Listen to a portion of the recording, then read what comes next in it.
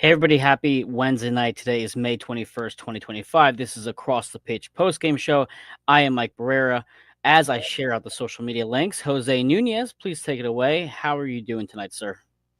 I'm doing well. Congratulations to everybody who endured a trip to Chester in this terrible, terrible weather on a Wednesday night, a weeknight to watch this match. It was a good match, obviously, for anybody who supports the blue and gold, and certainly us who cover the blue and gold. It was interesting to watch, and I think a lot to be learned, discussed, dissected, but all of them positive. I would think a very, very few things to really pull out and maybe criticize in a negative lens. I think this match could not have gone. I guess the only way it could have gone better is if it would have been a clean sheet. But to get Mhm. beat with that goal is okay by me. Yeah, that goal was something that I don't think Andre Blake could have stopped. I don't think an actual brick wall could have stopped. It was perfectly placed. Well done there. But the Union pick up a 4-1 win tonight against the Pittsburgh Riverhounds. As we were entering tonight's match, we were concerned with, well, are we going to see exactly what we saw against Indy 11, where it was basically a nail biter up until the very end.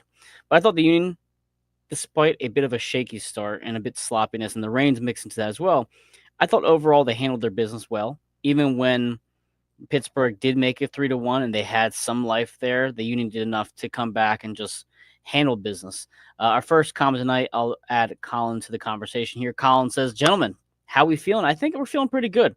Before going into this really highly anticipated match against Messi and company, you wanted to have a nice, easy win tonight. So I think overall, I'm pretty pleased with the performance. But let's talk about the first half, some individual players as well. I guess let's start with the penalty kick because it was really early on in the match. Jose, what were your thoughts in those first 10 minutes right before the penalty kick was awarded?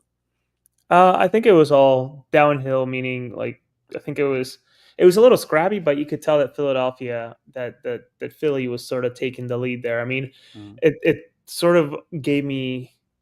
I think it made it very clear what the intentions were and what was going to happen here in terms of Pittsburgh maybe playing a little bit of a low block or maybe packing their own box, but looking for outlets to maybe jump out.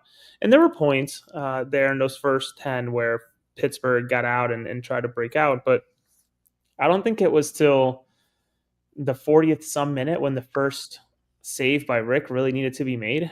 Yeah. Sort of a nondescript 10 minutes. But if we want to go into the penalty, I don't think that's a penalty. That was as soft as it gets of a penalty. And this is, I mean, maybe the beauty or the double edged sword of no VAR. You see, I was talking to our friend Joe, who's in the comments as well. Hello, Joe. How you doing? He mentioned that it was clearly a penalty kick. I think for me, whether you agree with the PK being awarded or not, I don't like the fact that we are in 2025 with the technology we have and don't have VAR as an option. I mean, maybe that would have gone against the Philadelphia Union's favor tonight, fine. But I think if the technology's there, there's no reason why we shouldn't be using it. I'm going to throw some more comments up here as Jose is taking a drink and kind of welcoming everybody into the show. Elijah says, "Tell Jose Sheets over Wawa any day. So much more options." Elijah, I've had both Sheets and Wawa. I do enjoy Sheets, but there's nothing better than a Wawa. I've lived Wawa in drip. I've lived in Sheets country, Shippensburg, Pennsylvania, Chambersburg, Pennsylvania, Carlisle, Pennsylvania. Brother, I know Sheets, and I can tell you that having also been in Wawa country for now many, many years, I still go Wawa. You can't beat a Wawa hoagie. You can't beat a Wawa pretzel, especially the ones that are a little stale in the bag by the cashier. Once that guy gets his Mentos, you know you're grabbing one on the cashier with your $1.19 gallon of soda. You know You you're know doing what's the little trick there? I used to get the pretzels, and I would get like Caesar dressing and dip the pretzels in the dressing. it. No, I Pretty, just go plain. pretty I just tasty. I wipe off the salt and I just eat pretzel. Oh, you're one of those where the salt's just covered all over you because you've I just take it off. I open it, take it off, and then get in my car because I don't want it in there. little hack before we continue the show, by the way. I've gotten the Wawa Rewards app on my phone because I go there all the time and I have a lot of points saved up. And they basically don't remove your coupons that you use if you haven't Oh, if you keep using it. So basically, I've had a free Wawa coffee for like weeks now because I just had the 350 points. I get it, and it just refreshes because I keep using my card. Just so you guys know, it's worth getting. But besides the Wawa and Sheets talk, one thing I kind of want to talk about is Indy Vasilov. So Elijah Mensa here. Also, tell me if you disagree. But besides Indy's goal, he wasn't all that great. So I think this is more leaning towards the second half. I want to say from Elijah's point here, I thought Indy held on to the ball a little too long at times. I thought that he killed at least two attacks that the Union had against Pittsburgh, and I thought he was trying to do a little bit too much there. Um, I don't think he was fantastic, but I also don't think he was poor in any stretch of the imagination. But we're going to go back to the first half real quick. After the first goal, it's 1-0, you hang on to stoppage time, and now you're approaching the second goal for the Union. And this is something that you and I have talked about recently with Andrew Rick. So I wanted to hear your thoughts on Rick's distribution and your boy Bruno Damiani's chest that kind of led to this whole sequence with Quinn and Cavan and Indy. Yeah, I mean, I thought it was impressive from beginning to end, and honestly, probably most impressive with the beginning. Andre Blake, absolute legend to this club, Mm-hmm. unbelievable servant to this club. He cannot ping a ball like that. The way that Andrew Rick can play some is just amazing to me. And the way that Bruno found, I think, Quinn, who whatever the sequence was, like it was just like a perfect. It almost looked like it was a Hail Mary in a way of American Yeah. football, in the way that someone grabbed it and hit a lateral, and then forward. Like Mm-hmm. it was just well choreographed, and obviously that doesn't really happen in soccer because it's so free flowing, unless it's a set piece of sorts. But yeah, I today I think was a really whoa, wow, whoa. Val, Rick better than Whoa, Dick. Love play of words there, Val, and the whoa. the MLS After Dark show we have going on tonight. Go ahead, Jose. Wednesday night. Yeah. Uh, yeah, no, I continue to be impressed by Rick, and frankly, like I have a very hard time seeing how it even makes sense for Andre to play on Saturday. You know, Well, when you think about not playing, not being on the field. I really didn't understand Bradley's comments earlier this week, where Blake's not even with the team as of yet. I don't even know what that means. Like, is he actually practicing? Is he in Jamaica filming podcasts or doing like I've no what it like I don't understand that comment. So all that to say that based on this run of form that Rick's in, which I think is what 5 games on the bounce now playing, like he's been playing well. he's been And do you playing want well. to talk about the Andre Blake interview that you're kind of highlighting here before we continue with the rest of the game here? Because I think it is kind of important to what's coming up Saturday and the next several games we have in May. I honestly don't have much else to say. I think it sort of speaks for itself. I'd be curious to hear your thoughts. I don't know or have any idea when it was recorded. The Okay. timing of it obviously is probably not great in terms of release, Right. based on someone who's been injured, not playing, international matches coming up for Jamaica, et cetera, et Mm-hmm. cetera. Like I don't think I really don't need to get too into it, but I'd love to hear your thoughts if you're eager to share. Sure. So, our friend Philly Rovers had asked us a question last time. What's going to happen with Andre Blake with the Jamaica duties ahead, including the World Cup qualifier. So there was an interview that got released. I don't know by what station or show. Maybe Jose, you might know the show name off the top of your head. But essentially, Andre had hinted that being in the World Cup is the next big accomplishment for him, and it didn't seem like he was dismissive to MLS Cup or MLS in general, but it seemed like that was his next career goal for him. So we kind of talked about on the show last week. It seems like the timing is just lined up perfectly, and Rick's playing well at the same exact time. So Rick's playing really well. Andre seems to be really slowly healing from this knee fluid that he had, but at the same time, it's kind of at the same moment when he could be playing for Jamaica. So honestly, Jose, I'm fine with him being on the shelf and playing with Jamaica if this means Rick can continue to thrive, because I thought he was great tonight. He came up big when he needed to come up big. His distributions are clearly better than Andre's, in my opinion. No offense to Andre. And he has vision too down the field. Like, it's not only that he can like make the pass, but he can see these passes and these openings very quickly as well. So I think we ride with Rick, and I'm very confident in him on Saturday against Messi and friends. I don't I still remember that Leagues Cup goal where Andre Blake got beat from 30, 35, something. 35, 40 yards out. And Mhm. I don't want to say anything as asinine as like, well, Andrew Rick saves that. I don't know. Obviously, Andre Blake, I think, still has two. I don't know what their heights are in a comparison, but I feel like Andre's taller still. Yeah, At least as I think about when we interview him or we go into the whatever it's at the conference room, the boot room, I think it's what it's officially called. But they also call it the locker room, which it isn't. Um, I I still feel like Andrew has so much growing to do, and yeah, obviously as you think of his age, yeah, he has some growing to do as he's only 19. yeah. Um, I I just can't see unless Blake is passing every possible fitness test with flying colors. I don't see how you don't just ride Andrew Rick until something really bad happens. Yeah.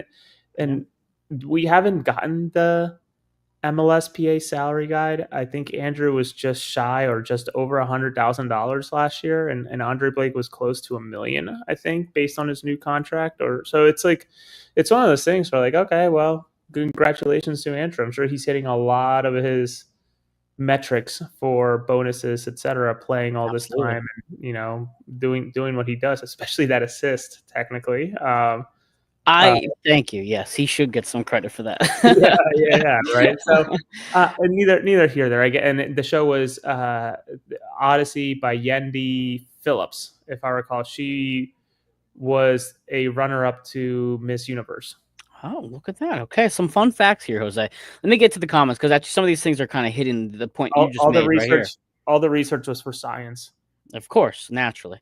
Domesticated Hoagie says, I wanted a clean sheet. I think all of us did as well. But if we're gonna get beat, I don't mind getting beat off a goal like that. And I also, as you know, Jose, in our text chat we have with everybody else, I had the -2 for the Union tonight at +280. So when they made it 3-1, I was like, shit, we need to throw a fourth goal really badly for me to hit this play, which thankfully to Lukic it did. Let's see. I guess it's Rosenberry. Them. I guess we the handle here. Heard on the broadcast on how actually young this team is. Didn't realize Quinn is 21, but he's around so much. I thought he was older. So it Yeah, was funny that you had this interview with Anthony Fontana this other day, and we didn't realize how young he actually is. He's only 25 years old, but he's only 25. he's right. The commenter or the commentators had talked about the age of this roster, and you have Harold's 24, Rick obviously very young, Quinn's 21, Frankie Westfield, even Danley, Lukic. These are players under the age of 25. And on top of that, they're both very young, but also winning. They're playing really good soccer right now. So I think we are accustomed to if you go young, you don't necessarily know how to compete and play at that high level. There's going to be mistakes. I think all these young players, even Makanya, who didn't have the best night, I think all these players are really growing into their game and they're maturing right before our eyes, and they're only going to get better with more experience. More comments here. Domesticated Hoagie says we met a Riverhounds fan tonight. He was cool and he bought a Union jersey, and he's driving home tonight for work tomorrow morning. That's, as Joe says, a hell of a turnaround. That's what, about 4.5, 5 hour drive back to Pittsburgh from Chester. So I hope that guy or girl, whatever that fan is, has some coffee tomorrow. But Hoagie also asks, "Where's Todd?" Yeah, where is Todd, Jose? Where the hell is he at? I don't think I'm at liberty to say he just needed a little bit of time off right now. Okay, there. Todd's resting, and you had a little one there as well. Say I hi. love. Hi. Hell, look at that. A natural. I love it. Frank says, "Can there be an in-season trade with Blake?" Just curious if that happens in MLS. I don't. I mean, I assume that there could be, Jose, but they're not going to pull the trigger on that. Yeah, I don't think anybody would take up that contract. No, exactly. And Vince adds here, if you're good enough, you're old enough, which is kind of what we talked about with Kevin Sullivan. But let's talk about the young I'm Kevin calling. Sullivan tonight as Vince brings that up. Kevin played alongside his brother today, Quinn Sullivan. In the second goal in particular, they had a great little 1-2 give and go action to get Quinn free to give Indy Vasilov that goal. But what did you think about Kevin tonight? I thought he played fine overall. And as Carnell kind of praised him in the press conference, he was really happy to see him more central towards the end of the match, trying to push for goal. Yeah, I thought he continues to show why he is a 15-year-old player. Hey, come here. Sorry. It's okay. I'll be Parenting duties have come in to the yeah. He's a quite a good player for being 15 years old. But Jose, if you want to continue here with that thought, Yeah, he pushed forward. yep, He pressed the issue. I think there were a few chances where, oh man, he slipped. That's a bummer, right towards the tail end. He I had that know. shot. There was one where I thought he had a better angle and speed going for him that he should have took the shot instead of Ua. I think it was like right down. It was in the second half. Um, second half, right in front of the top of the 18 type of area. And I thought he would have had that shot there, but Ua took it off his foot. But all, Mhm. all in all, I thought he was absolutely fine, and again, absolutely fine for a 15-year-old. It's unbelievable. Well, it's hard to judge, right? Like we're saying, like, oh, well, he was this or that, but we're also judging a child playing like, amongst full-grown men. Some of them twice his age, for some of these players. Bedoya is what, like 22 years older than this guy. So it's unbelievable that he can compete at that high of a level and make himself look like he actually belongs. But so they end the first half 2-0, go into the locker room. They come out and they soon get the third goal from, I believe that was Danley's goal, if I remember correctly, the third one. So we have been wanting to see Jesus Bueno for quite some time. We have been mentioning that he hasn't necessarily had an impactful presence, but I thought tonight he actually played pretty solid. But his pass to Bruno really sets up that entire goal, and he just barely gets that pass off. Can you get your thoughts on Bueno tonight and that third goal from Danley, who again finds the back of the net? He got praise from Carnell, right, Yes, he did. during the press conference, which Hmm. was nice to see. But it was also kind of something that we've been wondering about, even from the time with Curtin in a way towards the tail end of last season. Like, why can't he get in? He just got this new contract, etc. Like, just maybe I'm getting my timelines wrong, but I feel like he had his contract for most of last year, if not all of last year. Yeah, you're right. Um, and he couldn't break through, and it was just bizarre considering how well he had developed that 1 year after fully coming on the team and moving on from Union 2. So I do praise him for sort of being, as Carnell said, a professional who's sticking with it and not folding the way that others could, or being pouty, etc. So tonight, um, I don't I joked, but I don't know if that pass was intentional, but it absolutely worked. Hey, if it works, it works, right? It almost looked like it was a reactionary, like sticking the leg out type of thing, and it went Yep.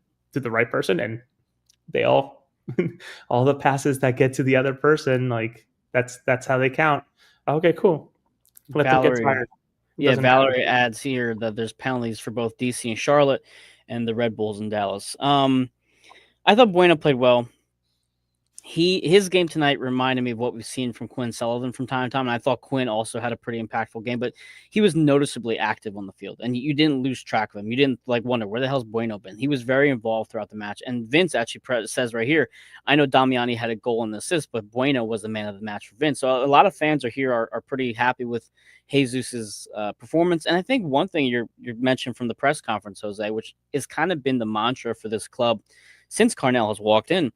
But one thing that Carnell said tonight that caught my attention was Bueno playing well in practice and playing well on the field during matches is the reason why Lukic and Danley are playing better. There's competition behind those two players where they know they can't get comfortable because Bueno can come in there and take a spot. And back to your point, what you said, you didn't see that with Curtin. Those players were going to start no matter what. And it was just one of those things where, okay, well, maybe that lack of competition is why things tapered off the way it did. So I love the fact that Carnell is not only saying Bueno's playing well, he's being a true professional, but he's showing how much it matters to have that type of player behind other people and motivating them to get better. And you can say the same thing for what we saw when he talked about the penalty kicks. I think somebody asked Carnell, hey, was Bruno the designated penalty kick taker? And Carnell said, well, in the last match, we wanted to support Ty and be supportive for him scoring more goals. So we gave Ty the opportunity, but we told Bruno the next PK that comes around, you're taking that. And he praised him for his professionalism, being a good teammate. And then if you want to talk about a third thing from that press conference, he talks about how Alejandro Bedoya is one of the biggest reasons why this team has bought in to Carnell's system. He praised Alejandro Bedoya. So if you're talking about this club tonight on paper, the 4-1 win, that's phenomenal. But when you're talking about the building blocks to get to a performance like tonight, the competition behind each player, the teammates playing hard for each other and supporting each other from a professionalism standpoint, and then Alejandro Bedoya still being in that locker room when you are going through a massive change with players, coaches, etc. So I know Carnell's press conferences have been much of a nothing burger, as you say, right, multiple times. But I thought today, very subtle notes that he mentioned, but I thought it's kind of all coming to fruition, if that makes sense. Yeah, it's to back up a little bit to some of the things you mentioned. I think you and I and anybody watching that are sick enough to follow this team as deep as we do, last year and maybe the last 5-6 years of Jim Curtin, there were certain names on that starting 11 that were written with pen, maybe Yeah. Sharpie, better way to describe it, and a few names with pencil per se. But this year with Carnell, it really feels like everything is on pencil, and I actually can't really even predict half the time. Outside of like like okay, Andrew over Blake based on this comment, that type of thing. But like I don't know when Gillespie is going to get a break. I don't know when McCanya is going to come in and step in. Kai getting 0 minutes under his legs today is an unbelievable feat. I think that's And incredible. we just talked about this last week. When is he going to get a break? And he gets a whole match off. How awesome is that? Incredible. Lukic coming in and Kevin finally getting his chance. Like it's been a season of just unpredictability, but in the best way possible, where we're at the rotations actually happening. Us as press and fans who are watching and listening, uh, it's really hard to predict, but in again, all the right ways Yeah. that were just all too predictable. And as Dave would say, if he were here with us, the book was out, right? Like Yeah. you could sort of figure out exactly how they were going about it, right? They're a hard nosed team. They will beat you up, and here are your starting 8, and the last 3 are just rotating cast tops. You knew that Glesnes was going to play 3,000 minutes in the season, and you can sort of count them down before an injury. Kai would be exhausted by 3/4 of the system, like 3/4 of the season, that type of thing. Whereas here, it's more of like, and I really appreciated his comment on Bedoya, because I think Yeah. I was the one who asked Carnell about the captain roles now that he's here versus when Jim was in town, and he was very open to hearing from everybody, but like there might be changes. Like changes are going to be happening, and I think Alejandro understanding his role, living by his leadership, and walking it and talking it has really helped the squad buy in. I mean, by all means, and everything I hear from behind the scenes, that everybody has truly bought into this season and what Carnell has, I don't want to say preached, but has instituted since day one. Everybody has bought in. I think we're gonna talk about the lineups and Philly Rovers question here in a second. But to your point, with Bedoya, we've seen it a couple times where when he was off the field, this team looked unorganized and maybe a bit lost. That like they were missing that point guard on the court. This season, I don't have that worry. When Alejandro's not out there, this team's going to look lost. I think credit to Glesnes and Kai, both of who've worn the captain's armband. I know Blake has, but in terms of players that are active in that 10, the rest of the 10 players, I thought Glesnes and Kai have done well in their captain roles, and I think that they're maturing as players as well and leaders in that locker room. So it's nice to see that it's not all on Alejandro now to be that captain. It's nice to see that transition to these other players. But regarding the lineup tonight, let's do this real quick because I know it's already late for everybody here. We had a question from Philly Rovers. Let me actually bring this up instead. Who do we have next, and what do we do for the next round? Do you know, Jose? Tomorrow morning at 9:30 a.m. is the draw. So So it's a there's draw, just it's a whoever's draw at this point. Yeah. okay. Gotcha. All right, let me bring that up here. Do you know what channel or where we can find that tomorrow 9:30? CBS Sports Golazo, so like their web presence. Okay, gotcha. I'll keep that in mind then for 9:30 tomorrow. Mike adds here, what's really surprising me this week is the way the rest of the league is talking about Philly. Teams do not want to come here and compete against us. I'm right on board with that, Mike. I think the problem we've seen over the last couple of years with Curtin is that it's easy to play at Chester. Now, granted, the competition that we've seen so far at Super Park isn't phenomenal. It's, Indy 11 has been Atlanta. I think we played DC United at home too, I think already. So it's been these clubs that are not necessarily top of the Eastern Conference, but we can't control that. We can only play who's in front of us. So we're handling business the way we're supposed to handle business. We can't make up the schedule. It's just kind of what's in front of us. So yeah, to your point, Michael, I think it's great that teams are now really taking us seriously, but maybe they're a little bit more concerned coming to Chester as well. Joe adds here, Red Bulls move on to the quarterfinals, and then Valerie says, and DC. So there you go, some tidbits for this next round of the Open Cup. But the last thing here we'll touch upon, we're going to do a short show today, guys, because Jose and I both have kid stuff and work duties to go through. The lineup here was Rick, McConaughey, Iglesias, and Westfield starting, and Mbaizo as well. Vasilip, Bueno, John Jocks, Damiani, the two Sullivans, and then the subs were Raffanello, Ua, Lukic, Bender, Harriel. Now, you asked about Ben Bender. I think maybe Kyle asked about Ben Bender. I think Vince in the comments said he wasn't really pleased with how Bender played. To me, it's kind of hard to judge what a guy who just walked in here can do in such a short stint. Any thoughts on Bender as like that new player we saw tonight? Muted. You're muted, Jose. Oh, I was gonna say I honestly didn't even notice him. I think he touched the ball twice. I think he had one through ball to Cabin, and that was about it. So yeah, like I don't have enough to really go off of, and I hope he does well. I have no idea. I know Todd Lewis has an interview coming out with him. Yeah, I don't necessarily have too much to say about him. I actually forgot he was on the field for about a few minutes too, to your point, Jose. But I think the most important thing was the fact that, one, Jacob Iglesias didn't get a second yellow, which would have taken him out for the quarterfinals. That's what I was worried about the most, that he wasn't going to get subbed out. But two, I'm also really glad that Kai Wagner didn't come in tonight. And I think we already talked about that. So we get to see Bender. We get to see Raffanello play. We're probably going to see Bender again, maybe on Saturday, maybe the following week against Toronto. I know you mentioned Toronto being a good spot for him to come in.